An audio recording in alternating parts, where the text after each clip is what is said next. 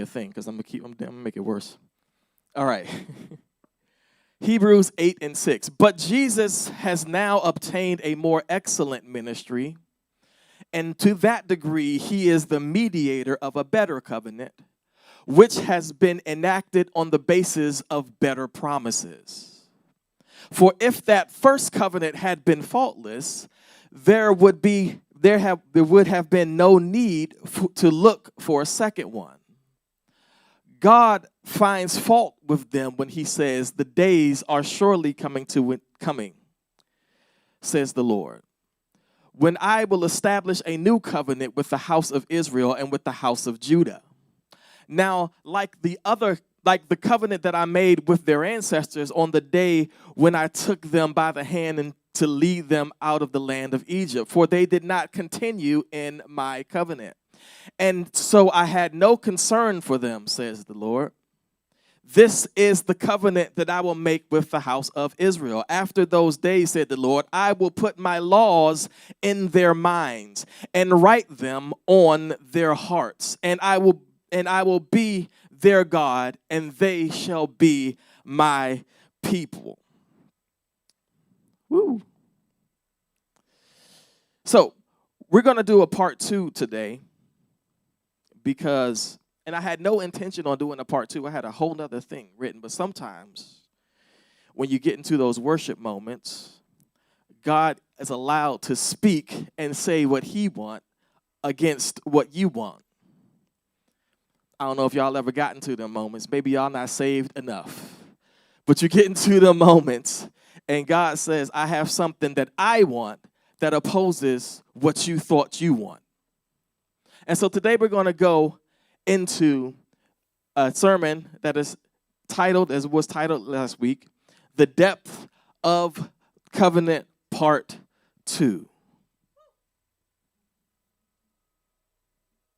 The Depth of Covenant Part 2. The Lord has me in this teaching season that we are reiterating the idea of covenants. And there's a lot of different philosophies and revelations that I would love to share, and a myriad of different things, but the Lord has me specifically locked to this place of speaking about none other than covenants.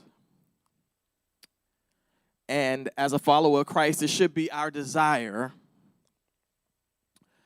As a follower of Christ, it should be our desire to function like Christ. It should be our desire to carry the character of Christ. It should be our desire to walk in the image of Christ. It should be our desire to make communion with Christ or have relationship with Christ. It should be our desire to love him and pursue him in the way that he loves and pursues us. And although his love for us is ultimately unmatched and even exponentially unreachable, it is a goal that must always be attempted, even though it can never truly be attained. This is how our love for him can always stay fresh when we keep pursuing him. It's like a fish swimming in the ocean. It's just always moving. I could spend my life trying to match his love for me, knowing that I could never truly get to his level of love, but I am enjoying the journey. I am enjoying the journey and trying to match a love that overwhelms me. I'm like David in Psalms 8:4. What is man that thou art mindful of him, and the son of man that thou visited him? We could not possibly understand the depths of how much he loves us, but it should be our desire to love him out of the innermost depth of who we are. Because let me tell you something. When you love something, when you really love something, you start to look like it. when you love something, you start to move like it. You start to behave like it. I'm not talking about the fair weather American love that can one day love you and the next day ghost you. I'm not talking about that. I'm talking about that love so deep that you start to mirror the thing in which you love. I know the difference between a person who loves Jesus and a person who just calls themselves a Christian. I can tell the difference between a person who truly loves Jesus and a person who just simply calls himself a Christian. A Christian may look like somebody who is judgmental. A Christian may look like somebody who's just associated with a political party. A Christian may look like a person who's following the religion of their culture. But someone who loves Jesus, they look like Jesus. Someone who truly loves Jesus, they function like Jesus. They mirror Jesus. And if you seek to embody Jesus, you should understand that God moves through covenants. If you seek to embody Jesus, you should understand that God moves, God functions through covenants. What is a covenant? Well, it's more than a promise. It's a sacred agreement sealed by God's authority and power. From the beginning of time, God has functioned through covenants to establish his divine relationship with his people.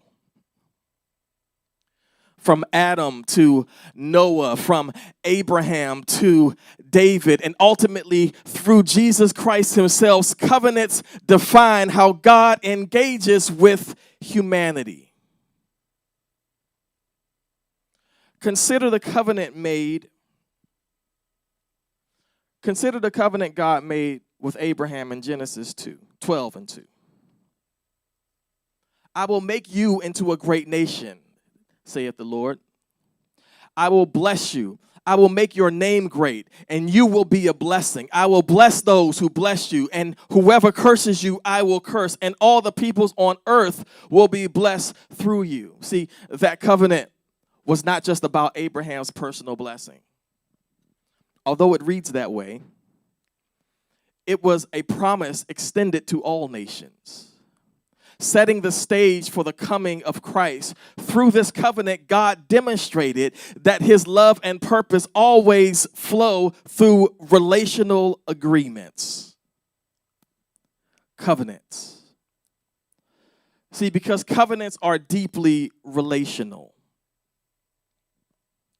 They are not cold contracts, but living, breathing agreements that bind hearts and lives. Last week, we talked on when God made a covenant with Noah. He placed a rainbow in the sky as a symbol of his promise never to flood the earth again. That rainbow was not just a sign of God's commitment, but a reminder that covenants are visual, they are tangible, and deeply impactful. Fast forward to the new covenant established by Jesus, which we talked throughout our understanding of the Messiah. Hebrews 8:6 tells us, but Jesus has now obtained a more excellent ministry, and to the degree that he is the mediator of a better covenant, which has been enacted on the basis of better promises. See, Hebrews 8:6 is pivotal in understanding the superiority of the new covenant. I'm getting somewhere. I know y'all sitting here like, okay, I get it. I'm getting somewhere. I think, or not, I don't know. It's pivotal to understand the superiority of the new covenant. It declares Jesus as not only the mediator, but as the fulfillment of the old covenant's hopes and promises. The phrase better promises highlights the transformational nature of the covenant Jesus mediates. The old covenant, while sacred and still divinely instituted, depended on humanity's ability to uphold the law. which often led to failure and separation from God. However, the new covenant was rooted in grace, not works, and is designed to succeed where the old covenant could not. Under this covenant, the law is no longer external. Under this covenant, the law is no longer external, etched on tablets of stone somewhere, but internal, written on the hearts of believers, like it says in Hebrews 8 and 10. This shift signifies to us a deep-seated change in how humanity can relate to God. The external rituals and sacrifices of the old covenants were shadows of the reality that would come through Christ. By becoming the ultimate sacrifice, Jesus made a way for continuous access to God's presence, bridging the gap of sin that sin had created. Furthermore, Hebrews 8 reminds us that this covenant comes with a ministry that is more excellent. Jesus, as our high priest, intercedes on our behalf with an unmatched efficacy, ensuring that our relationship with God is no longer hindered by sin or human inadequacy. This superior ministry reflects God's unchanging desire to dwell amongst his people, restoring the intimacy lost in the Garden of Eden, which we also talked about in the second, if y'all was here for the second service, right? Or was it the third? It was the third service. When we understand and embrace covenants, we mirror God's commitment, God's faithfulness, God's love. God's love. We realize that every blessing we enjoy is tied to a covenant. We realize every single blessing we enjoyed or has ever enjoyed was tied to a covenant. See, you remember that time when you were struggling and God came through when you least expected? Yep, that was tied to a covenant.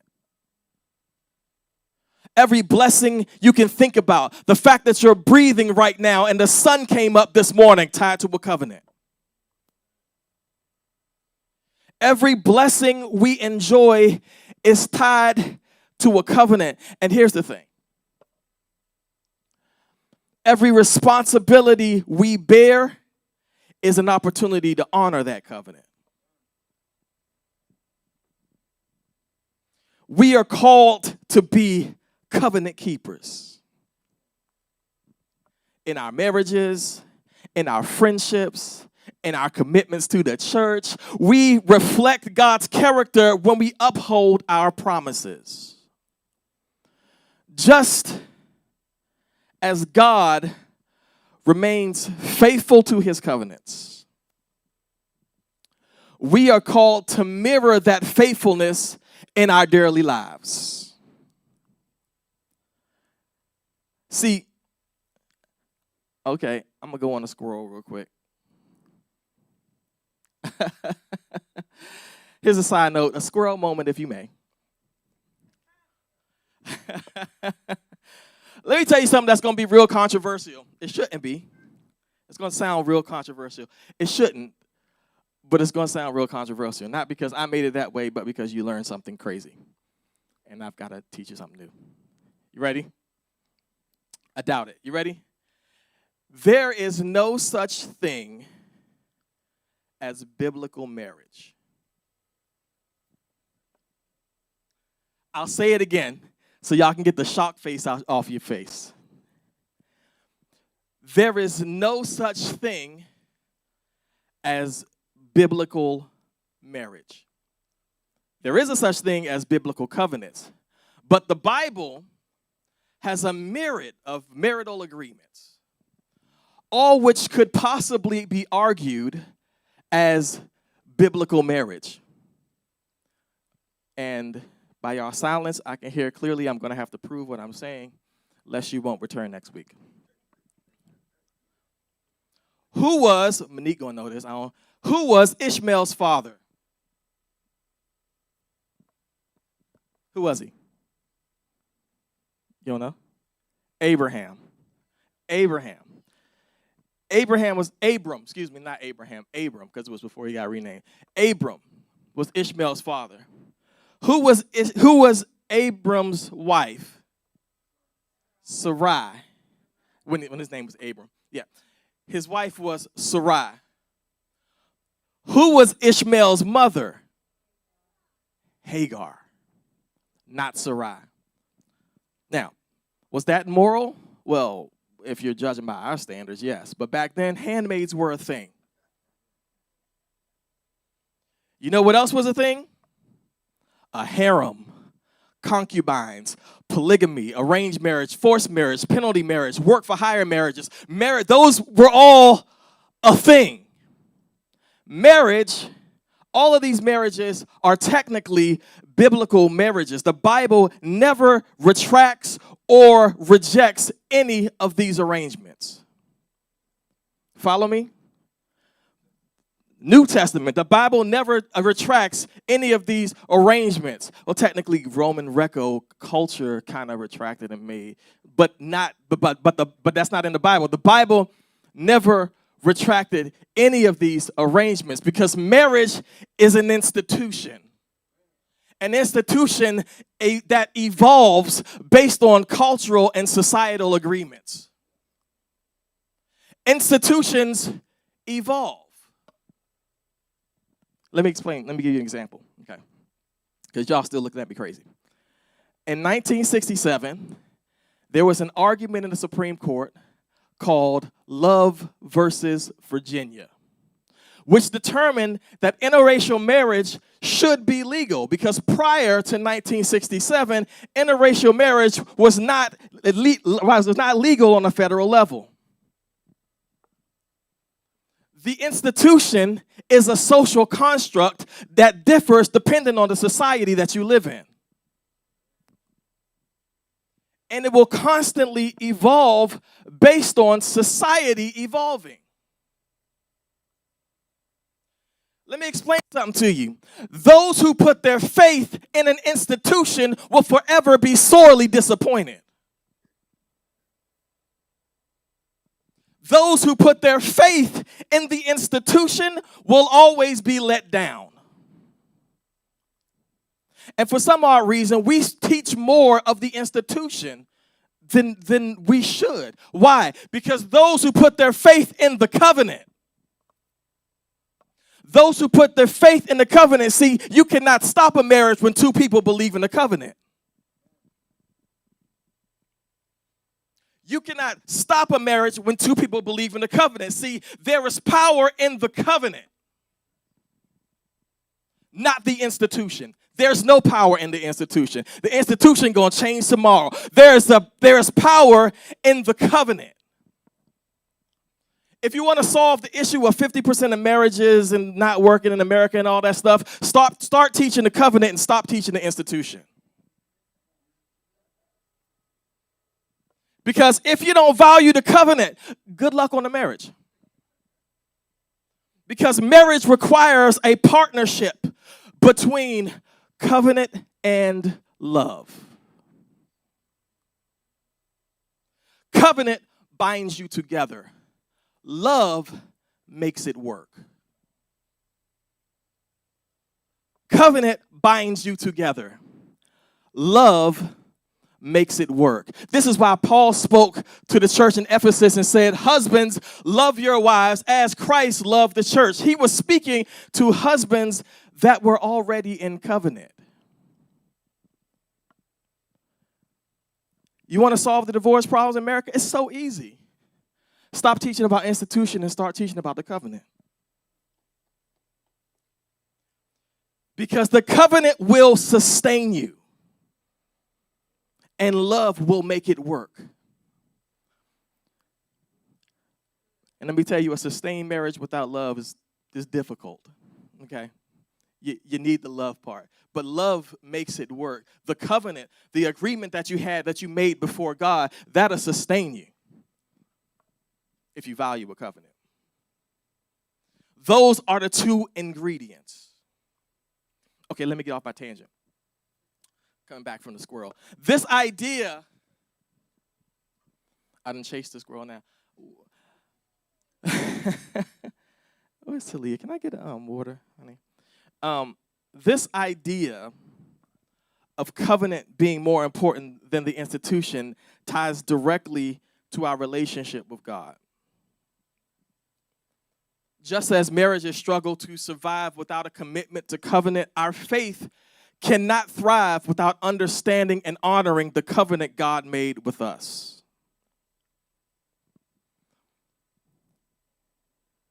So let's refocus on what it means to live in God's covenant. Now, let me surprise you with this thought if I haven't surprised you already. Covenants are not just about what God promises us. They're about what we promise God. How often do we think about the covenant we're bringing to Him? When we sing, I surrender all, are you surrendering? Thank you. Ooh, almost dropped that. That was about to be real bad. When we sing, I surrender all, are you truly surrendering? When we pray, thy kingdom come, thy will be done, do we really mean it? Because here's the thing, God's covenants are never one-sided. For every I will, God declares He's looking for an I will from us. For every I will that God declares, He's looking for an I will coming from us. In Deuteronomy 7:9, don't go there, I'm just going to read it. Know therefore that the Lord your God is God. He is the faithful God, keeping His covenant of love to 1,000 generations of those who love Him and keep His commandments. To be closer to God, we must not only understand His covenants, but we must also honor them through our lives. When we do, we mirror His faithfulness. And our love for Him transforms into a tangible reality that the world can see. Last week, we talked about the covenant between Jonathan and David in 1 Samuel. Their bond was so strong that they pledged loyalty to one another despite extreme personal risks.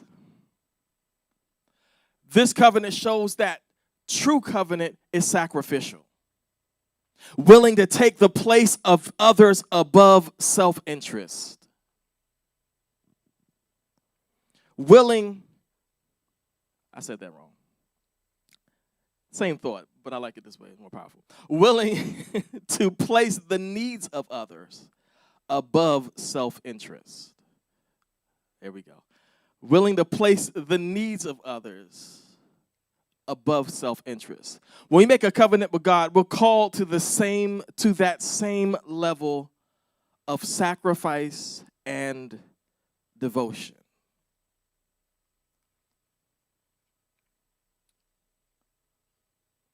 So, here's the question I'm going to try to leave you with. Here's the question. What covenant are you making with God today? Or have you made with God up until this point? Or today? And are you really ready to truly function in covenant? To live a life so deeply rooted in Him that you not only look like Jesus, but move and breathe like Him. God moves through covenants. And He's waiting for you to move in covenant with Him. What if today you decided not to hear about his promises, but to make your own. To say, Lord, I'm committing to walk faithfully in your will. I'm committing to love you with all of my heart, all of my soul, my mind, and strength. Imagine the transformation not only in your life, but in the lives of those around you.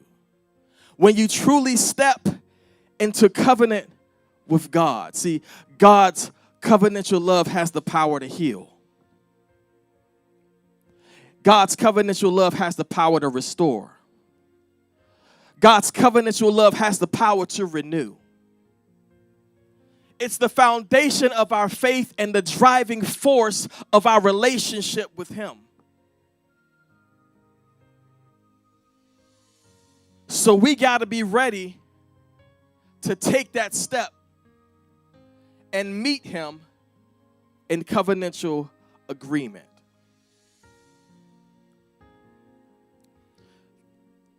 And so the question is,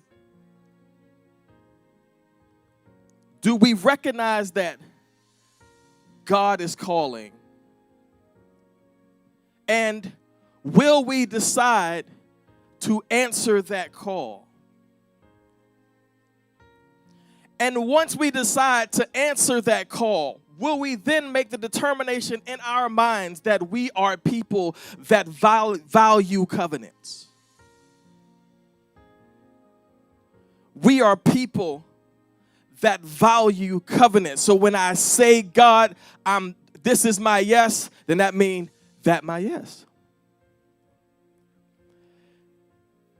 Because there is sometimes that we get emotional in a moment and we make covenants, but we don't, and it feels real good in that moment. But then once we out of that moment, like once we leave the church and step on the parking lot, we out the moment. We thinking about brunch. Then the covenant no longer matters. So we heard that God was calling us. We heard God give us an instruction.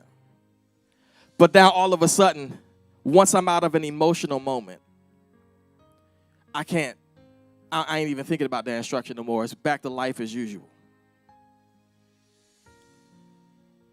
So here's the thing.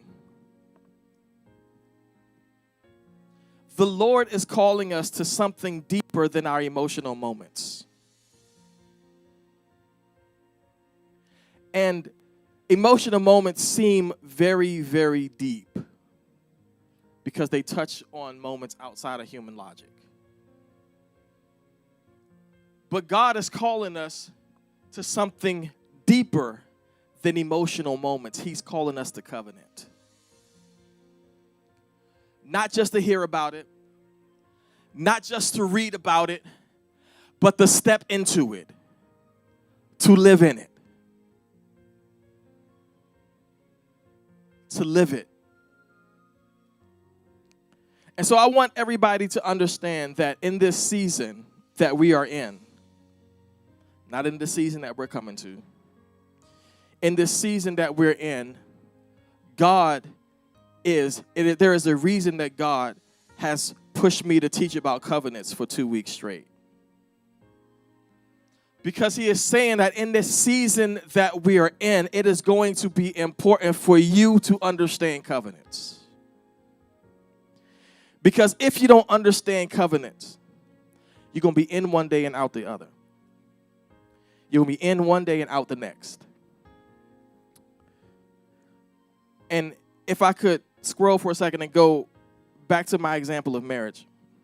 Marriage without the respect of covenant or the value of covenant.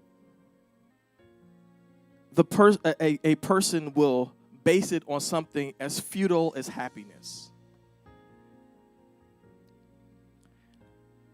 And happiness can feel real good in marriage today. And tomorrow, you can forget that you had happiness today. And if your entire life is based on where you was happy and when you felt great in the marriage, then the marriage is on its on. You're walking a tightrope because you haven't sealed it with covenant. And I'm in this season that we are in. God is requiring our understanding, our knowledge, and our value of covenant so that he can move. He is requiring our understanding, our knowledge, our value of covenants so that he can move. And so some of us got to get out of God's way. Some of us got to get ourselves out of God's way because we in the way of what God's trying to do in our lives. We in the way of what God is trying to do in our lives. So, I'm not going to do, this has been a real strange service, so I ain't going to do our typical altar call. But I do want to say that for some of you, this is the moment that you say to the Lord, I surrender all. Not part of me. Not just on Sundays. Not just in the areas I feel comfortable with. But all of me. For others, it's time to renew your covenant with God. Maybe life has pulled you away. Maybe distractions and disappointments or even sin has taken you off course. But today God is saying, come back. My covenant is still here and is waiting for you. And so I want to challenge everybody in the room to begin to get very, very, very, very serious about covenants and very, very serious about moving to what's next in your relationship with God. Because God has made some promises here in this place. God has made some promises here in this place. And what he is doing in our lives, in this season of our lives right now, he needs your seriousness. He don't need you to switch up when you leave the church. And he don't need you to switch up when you come to the church. Sorry, that too. He don't need you to be in here and be churchified. It ain't that kind of place. It ain't that kind of season. And he don't need you to leave here and be worldified. Neither one is a word, so we just heard churchified a few more times. He don't need you to be churchified or worldified. He needs you to be serious about him and serious about what your job here is on this earth. Because this year he is equipping us to go forth. Because this year he is equipping us to go forth. He cannot equip people who do not take him seriously. He cannot use people who take this as a joke. He cannot equip people who are not taking it seriously. He cannot equip people he cannot depend on. He cannot equip people who is going to run around and make him look like a fool. And besides, there's enough people out here that have made him look like a fool already. This ain't the season for them people. This is the season for the people who are taking them seriously. This ain't the season for them people. It's the season for the people who's taking them seriously. It's a season for the people that's going to say, hey, listen, there's 30 minutes a day that I'm going to get into this prayer closet and leave me alone. He wants people who take him seriously. People who will say, Lord, in this season, I'm going to soak up everything you got for me. I'm going to live in everything you got for me. I'm going to soak up everything you got for me. So in this moment, I just want everybody to stand on your feet and let's just pray real quick. Like I said, I'm not going to do a regular altar call because I believe that God is calling every single person in the place. I mean, unless you just want to come to the altar, that's fine.